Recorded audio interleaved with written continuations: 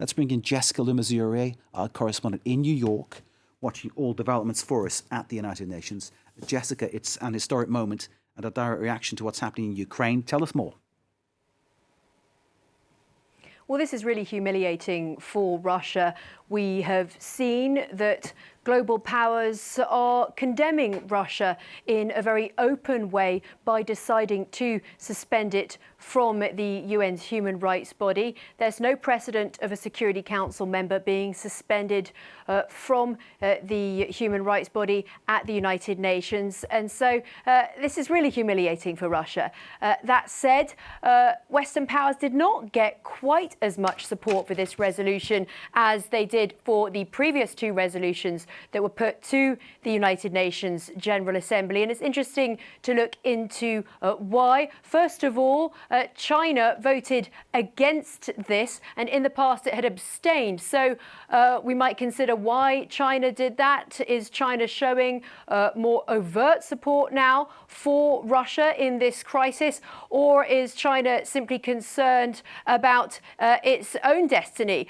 China is still on the council, despite the fact that it has been accused of committing genocide against the Uyghurs. It's on the Human Rights Council, and so it may be related to that and questions perhaps that could be raised in the future. But certainly interesting to look at the fact that a lot of African countries abstained or even voted against.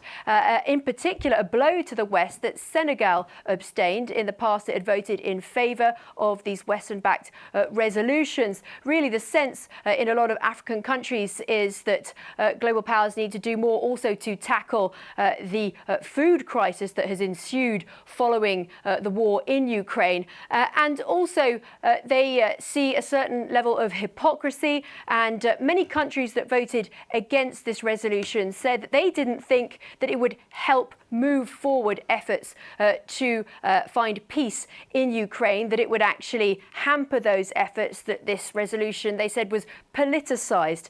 So a condemnation of Russia, but not quite as strong, perhaps, as Western powers might have hoped.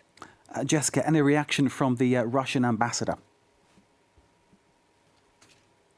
I haven't heard a reaction yet, but Russia has been quite clear as to what it thinks of this resolution, saying that it is absolutely politicised. And Russia argues that it has not committed atrocities in Ukraine, that it has not been killing civilians in the ways that it has been accused of doing. There is, of course, a commission of inquiry led by the UN that is investigating these alleged atrocities in Ukraine, but Russia just keeps denying those. And Russia says that the United States and its allies are trying to basically politicize the United Nations, and this is a really dangerous thing to do because it won't help move forward those negotiations for a ceasefire and for peace. Jessica Le Masurier in New York.